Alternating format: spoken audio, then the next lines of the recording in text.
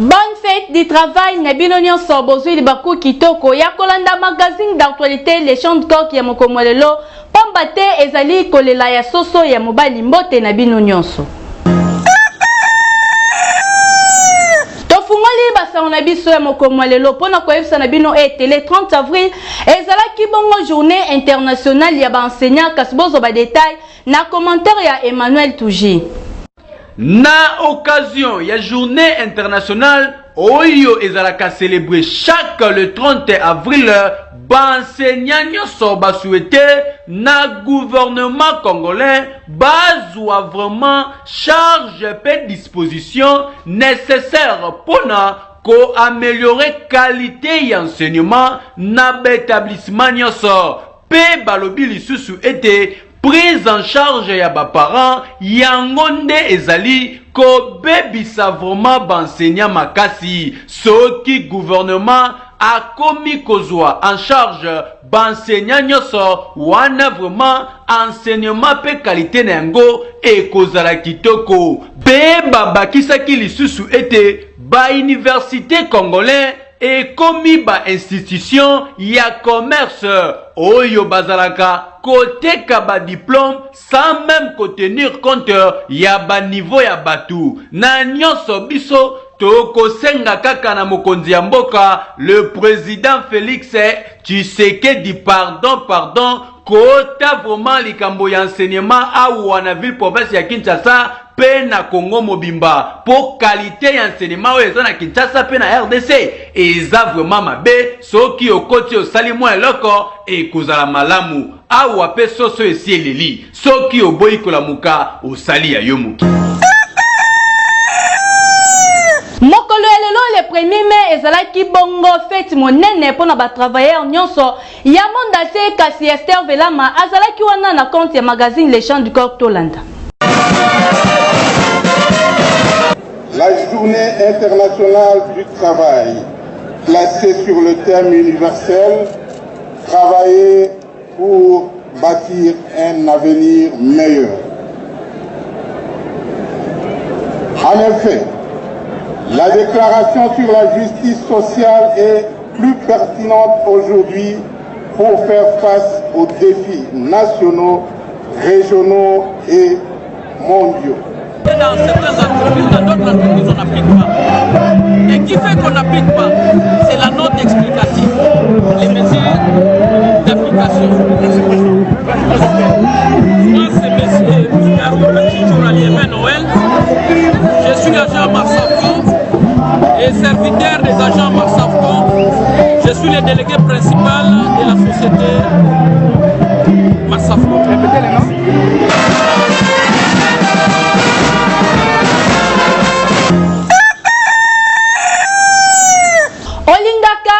Mikili na ndenge ya kimia kasi solution esi ezwami tunanga nini agence BDH eyepo na bino nyonso ozali zambe ya tango fini na oyo etali makambo ya voyage solution esi emonani pona bino nyonso oyo bozala tesi na likambo etali ba voyage na étranger agence BDH ezali pona disposition na bino ba étudiant ba professeur ba chercheur pe ba touriste solution esi emonani na agence BDH na $10 américains ya pamba obanzi ba démarche na yo pona entrée express na Canada na oyo etali ba étude pe mosala visa ezali nango na facilité souci esili tope ezali te pona ba homme d'affaires visa pona voyage ya Dubaï Chine na Turquie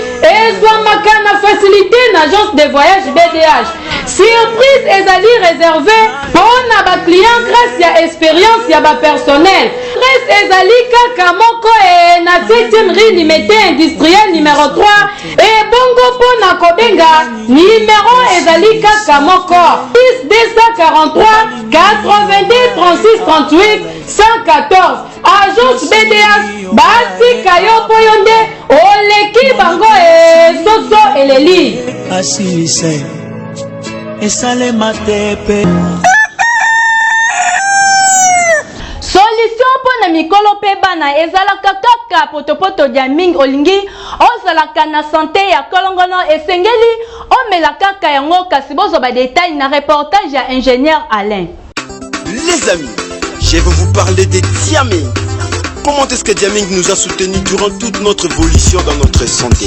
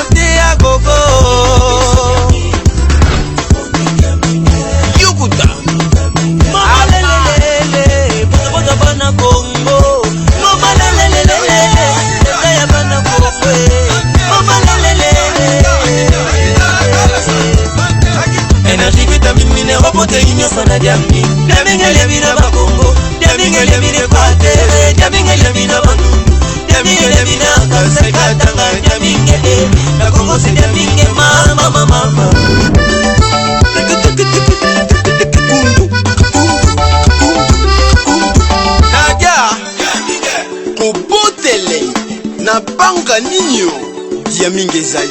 Olingo changer oui. Pour changer te. Banana bisuna Diaming. Pas mesana. Diaming lia otonda. Ndeko ya Kinshasa olingi obota na ba norme internationale pe eza nango likambo ya kosomba te ezali gratuit kende kaka na Fondation Albert Mokengo kuna oza mobimba. Toza wana pona kosunga santé ya population. Alors kosunga santé ya population ya bana Kinshasa mobimba mais particulièrement bana ya Moamba awa na Kingabwa. Pona koloba que na Fondation Albert Mokengo tosali moi geste moko pona boya na aide na basi ya zemi. Pour te constater que basi ebeli bazo kufa pona pasi ya kobota na mboka na biso mais surtout na Kinshasa basi bakokufa su pona kobota te. Moi ça je n'ai pas biso mona ya kufa su pona ni. C'est pourquoi kobota awa ezala $20 pamba. Donc avec 32 000 francs congolais moi c'est à boti pe abini à zone na en fait échographie tozo sala yango ofele parce que ailleurs échographie est comme le microscope. Namboka na biso échographie comme luxe. Non. Nous disons que tozawana pona kosunga basi ya zemi échographie eza na $10 seulement. Parce que à kosomba fiche na $10 pe to sali échographie gratuitement. Basi ya zemi pona 9 mois à cause de la suivi gratuitement parce que tozana partenariat na zone de santé moustiquaire eza ofele kisi ya malaria eza ofele examen ya masuba ya sel na examen ya makila au dose hémoglobine ya mwasi ya zemi eza ofele et puis tokopé ça fait kisi ya malaria gratuitement. Donc à kofuta seulement $10 on a suivi ya grossesse pendant 9 mois. Donc bana nyonso ya mibali d'ailleurs babotami awa to sala bango circoncision gratuitement. Mwasi nyonso oya zana zemi mwasi nyonso oya lingi kobota alanda kilo awa tote aya akobota na ye en toute liberté to comme état de droit toza wana pona kosunga bandeko na biso ba congolais na ba congolaise baza na santé ya kitoko. Donc Fondation Albert Mokengo devise na loza tout simplement eza malamu te moto ye moko azala bien ba mususu baza na souffrance. Il n'est pas bon d'être heureux tout seul. La Fondation Albert Mokengo tozoloba que mieux vaut vivre pour les autres que d'être heureux tout seul. Soki kaka okomi na poids lourd na TP arrêt TP na station essence otuni Fondation Albert Mokengo na bana mike nyonso bayebi na bato ya moto nyonso bazawa na bawewa nyonso bayebi donc okozalata na difficulté moko te pour accéder na Fondation Albert Mokengo ezali na avenue Yowalola na sans fil na Kingabwa TP. Na bakono tango molai ozwaka solution te kima na lombangu na cabinet ya docteur Mike kuna okozwa lipaso sans cicatrice kasi Emmanuel Touji apesi bino ba détail ya reportage oyo. Du nouveau à Kinshasa, ndeko mwasi pe ndeko mobali, tata to mama, cabinet médical docteur Mike et Yelibino appareil ya sika. Oyo ezali ko sala massage thermique na kombo Lyseragem. Yango eko traité yo sa omelakisi paix sans opération. Kasi maladie nini lyseragème ezali ko traité. Lyseragème ezali ko traité. Net maladie nini maladie ya hernie discale, nerf sciatique, paralysie ezali na AVC, topé sous dégraissage. Mais il y a aussi des maladies comme la maladie digestive, la maladie respiratoire, des maladies ostéo-articulaires. Ce sont des maladies oyo machine na biso et soigne.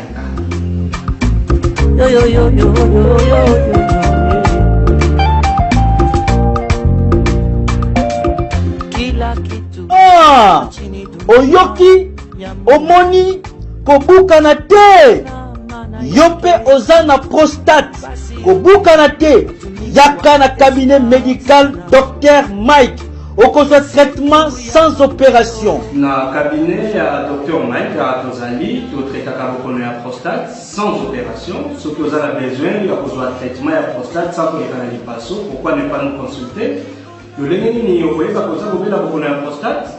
Papa ko remarquer que ko suba mingi surtout na butu ou encore ce qui posa masubeye otinda yo kende mbangu.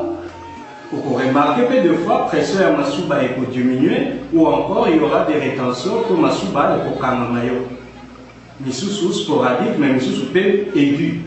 Adresse Nabiso, Tozali na croisement des avenues Kiyimbi et Bypass, entrée Matete en face ya SNCS, ex-INSS, immeuble résidence Kungom, premier étage commune Yalemba. To Bengabiso na 089 93 53 356 P 089 57 64 472. Horaire et traitement du lundi au samedi de 8h à 16h. Boya, boya, boya.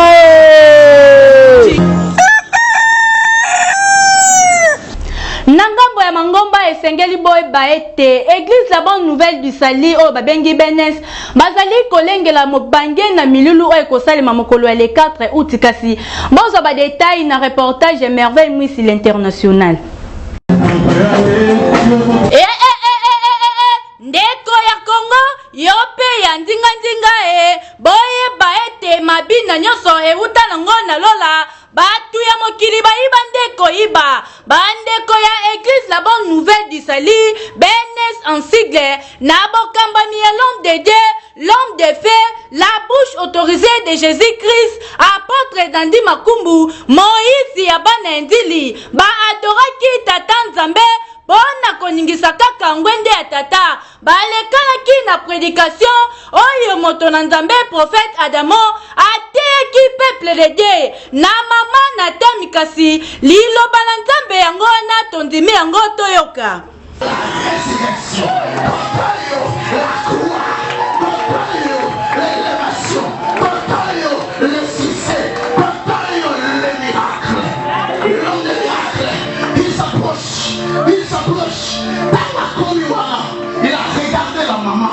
Alléluia. Malgré la foule, Jésus, il a localisé la femme. Malgré vos épelés, mais Jésus a localisé.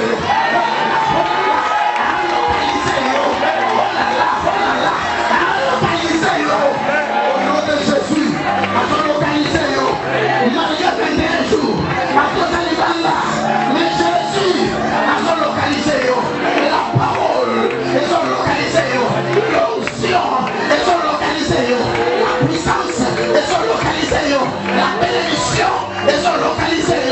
Balekaki na service ya huile d'onction ezande likambo ya mafuta boye baete église la bonne nouvelle du sali bazali kolengela milulu munene na 10e année d'existence oyo ekosalema mokolo ya le 4 août 2019 mwana ya moamba ya funa yope ya tangue ndeko ya kitasa tango ya lobiko esi ebelemi e moto nzambe apesa don ya miracle guérison pe prophétie ezalaka kaka apôtre Dandi Makumbu pona ozwa lobiko adresse eza kaka moko kima na Lombangu na avenue Kwilu numéro 10 na quartier na commune ya Ndili nde okoti mobimba na église Benes okozwa eno ya solo po eza nango esika ya kobunga te soso eleli bolamuka soki oboyi kolamuka osali ya yo mokili.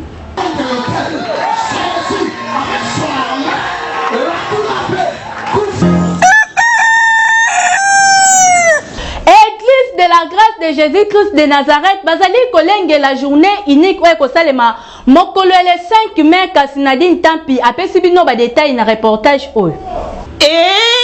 Mwana ya matete lemba njili pe vingazinga pe yo mutu na mikumba yoka bonne nouvelle oyo.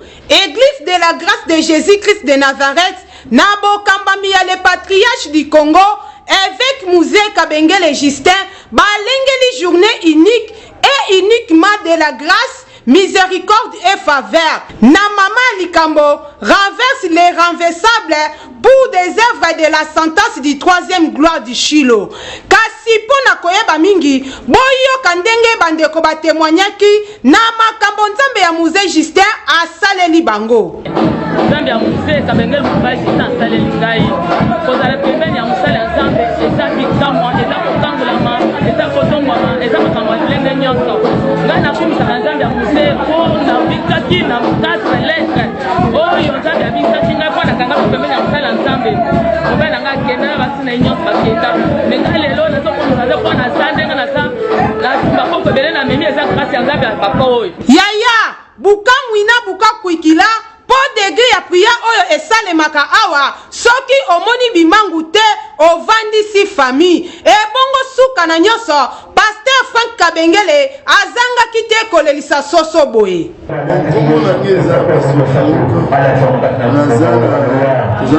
de la grâce de Jésus-Christ de Nazareth oyo siège na moza na kati ya motoki 13B na matete omoni tozobekisa bana na nzambe toza na une très grande action ya monene oyo eza trop important mpona bomo ya moto eza jour oyo tobekisi moto eyeba na kozwa mawa na nzambe ngolu na nzambe mpe faveur na nzambe le 5 un certain dimanche à partir de 8h30 8h30 kati ya église à la grâce de Jésus-Christ de Nazareth les hommes na mototo 13B pona biso bato toza na matete wana bato nyonso bayebi mototo pona yo moto owuti na banzela ya bakingasani na banini deke okiti na are ya suka otuni wenza matete na okomi na wenza matete otuni nazoluka quartier mototo 13B et pas évêque qui sont wana quand tu vas venir tu ne seras pas ici tu remarqueras la main de Dieu va agir dans ta vie très puissamment et jamais qui s'agnon ces abosenga ndeko tika tembe yaka komona bilembo ya bikamo ya nzambe ya Musée Kabengele mokolo ya le 5 mai na ngonga ya 8h30 na église de la grâce de Jésus-Christ de Nazareth oyo ezomi na quartier Mutoto numéro 13B na commune ya Matete mosika te na wenze ya Matete kuna nde soso ezolela po olamuka soki oboyi kolamuka osali ya yo mokili. Toko base na basangwe mangomba pona koyebisa na bino ete ACK Jamaïque bazali kolenge la clôture ya 30 jours ya prière na bango kasi Frank Poul apesi bino ba détail ya élément oyo tolanda. Soso eleli bolamuka soki oboyi kolamuka osali ya yo mokili. ACK Jamaïque basalaki mobange na clôture ya séminaire na thème kitoko mo rédempteur et vivant oyo nyonso ebandaki na louange ya fulunga pelenga babinelaki tata pona kozongisa lokumu mpe nkembo na nsima ya louange balekanaki na prédication kitoko oyo ye moko pasteur Dadi la grâce ateyaki peuple de Dieu kaka ndenge bibilia eloba moto akobika kaka na lipa te kasi na maloba nyonso ya nzambe pona koyeba mingi bolanda. Yesu sana bomba wewe. Amen. akufaki to ayaki na mokili pour résoudre tous les problèmes de l'humanité. L'humanité, mboka na biso Congo, ils ont fait partie de l'humanité. Amen, amen l'église. Na bandeli mboka na biso Congo démocratique, ils ont fait partie de la carte de l'humanité. Puisque Dieu est venu résoudre les problèmes de l'humanité, à quoi résoudre les problèmes à Congo. À quoi résoudre les problèmes à Congo.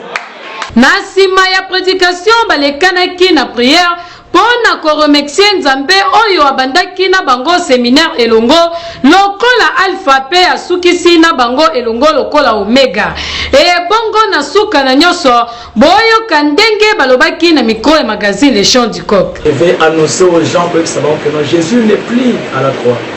Jésus n'est plus au tombeau, Jésus il est ressuscité. Et parce qu'il est ressuscité, il est vivant. Alors, aux Alaïs sous vivants, nous sommes obligés de bénéficier aussi. À part les saluts que la croix nous a ramenés, la délivrance est possible aussi. Jésus est la solution pour toute l'humanité. Même pour notre pays, c'est Jésus qui peut être la solution à tous nos problèmes. Nous sommes non loin de la grande avenue, précisément à Arimbila. Arimbila les alliés dans le périmètre, il y a Rompe Sakomi. À côté, il y a Cimetière Kitambo, arrivé les Awana, avenue Manda numéro 36, on a 2, on a ACK Jamaïque, et Zokambamana, pasteur Dadi La Grâce, Lini. Allez, je remercie mon père spirituel qui est l'évêque Pascal Mokuna. Ndeko okwi batikio oyo ezali ngonga ya bajete po Biblia eloba rachetez les temps car les jours sont mauvais. Longwa na ba distraction ndeko mama papa na bino bilenge ndeko papa mama na bino bilenge esika ya kosambela ezali kaka moko na ACK Jamaïque oyo ekambamaka epa ya pasteur Dadi La Grâce okotuna ngai ezwami wapi ezwami na veni Mbanda numéro 36 nonande référence à Rembila kunande oza mobimba okokutana na pasteur Dadi La Grâce oyo azali wana pona biyano ya mituna na bino soso eleli bona muka soki oboy kolamuka osali ya yo mokili.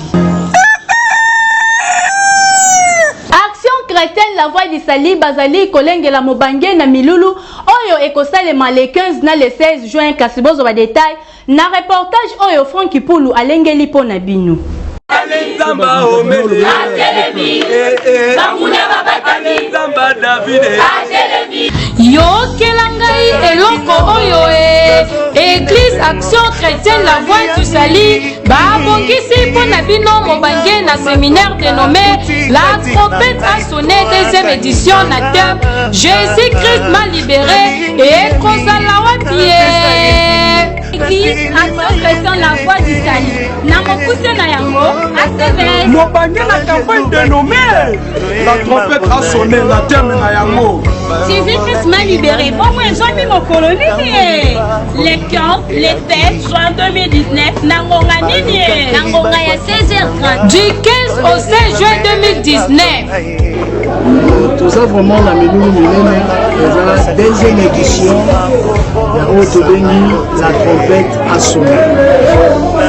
L'édition de qui est passée, la deuxième édition de Salema, la date le 15, le 16 juin 2019.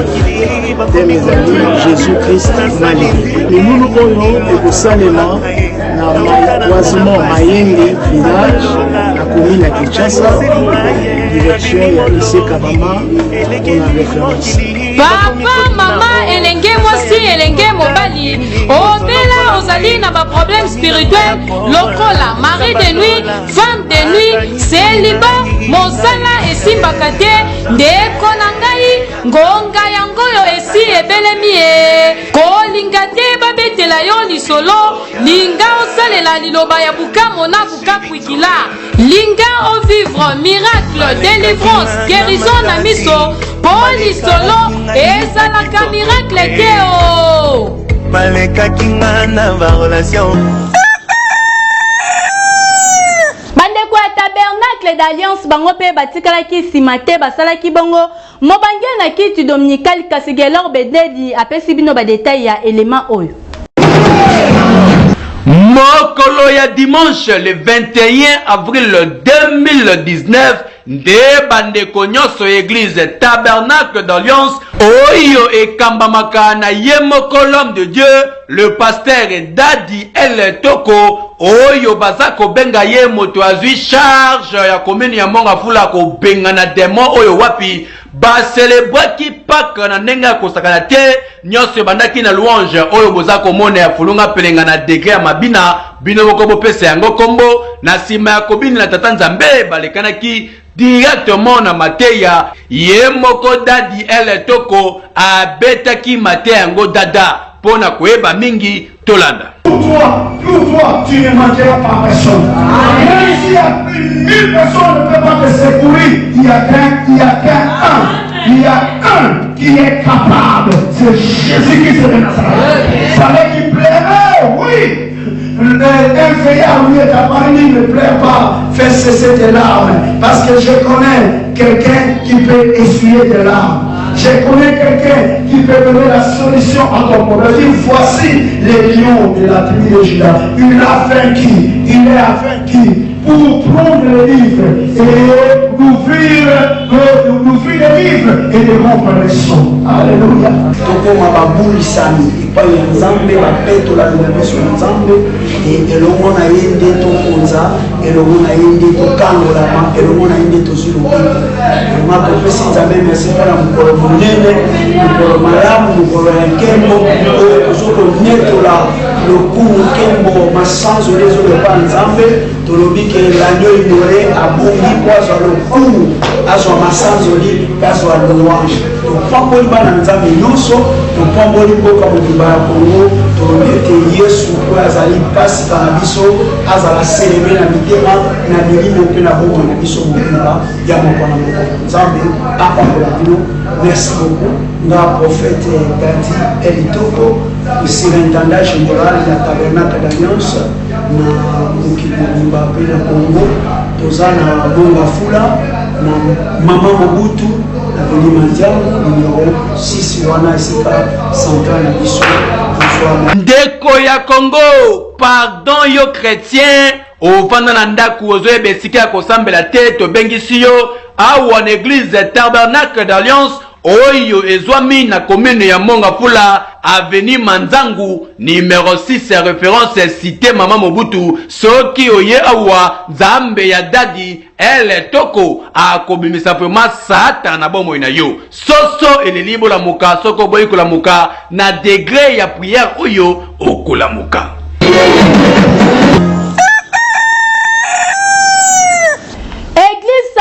De l'Éternel bazali kolenge la bongo 10e année d'existence na bango kasi elekaki ndenge nini Franck pour l'homme de la vitesse apesi bino ba détail ya élément oyo tolanda.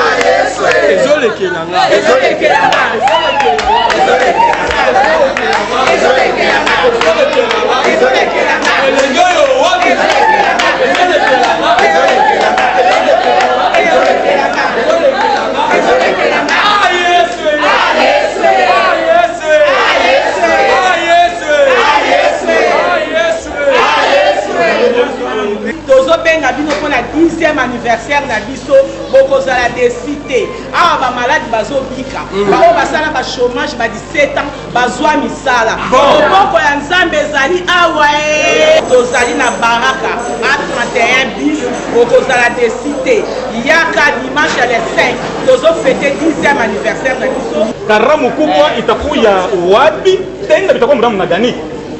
Shalom banduku bapenzi apa ni sanctuaire de l'Éternel des armées tukuna itisha bantu bote mukuye apa mu sanctuaire sa ya miujiza ishakwenea 6 baraka à 31 bis. Tout quoi pas Mbarumbu, beaucoup et moi bote mon occasion à fêter tu as mon tout na 10e année anniversaire. Tout qu'on a miujiza na wakati moya nguvu sana ya maombi hapa mkanisa. Bantu bote tunamitisha karibu karibu karibu. Pangi na beto nyonso ya Bandundu, Masimanimba, Mansinga, Kikwiti, Pangi na beto nyonso. Diga kwa mimi kele lisolo ya ele yo wali. Leo sikia umeona bila miasi kele na sa. Kele lisolo ya milulu minene. Bepisa na Banzungu, bepisa na Maputa, Avest, bepisa kusepela kiese ya milulu minene yake sama awa na kazi ya église ya sanctuaire Dieu des armées des étoiles. Wabana beto bonso bena kasai, jino ambira boase. Nous fikons comme sanctuaire Dieu des armées ou du sangani bois Mwabakai mou avenir Baraka quand on est au Moyen Âge nous laisse passer munda mo commune wa Barumbu bana betu bonso badibika mu Kinshasa ni nous 5 badibika na Makola Zambi namu na mushindo kuna ngulisha 10 ans d'anniversaire elengi oyo Wati papa, maman, jeunes, femmes, étudiants, venez ici. Sanctuaire de l'Éternel organise ses 10e année d'anniversaire. Donc nous vous invitons, vous qui êtes malades, vous qui avez des problèmes, venez ici, vous serez jamais déçus. Sanctuaire de l'Éternel, Dieu des armées. Jusqu'ici, l'Éternel nous a secourus.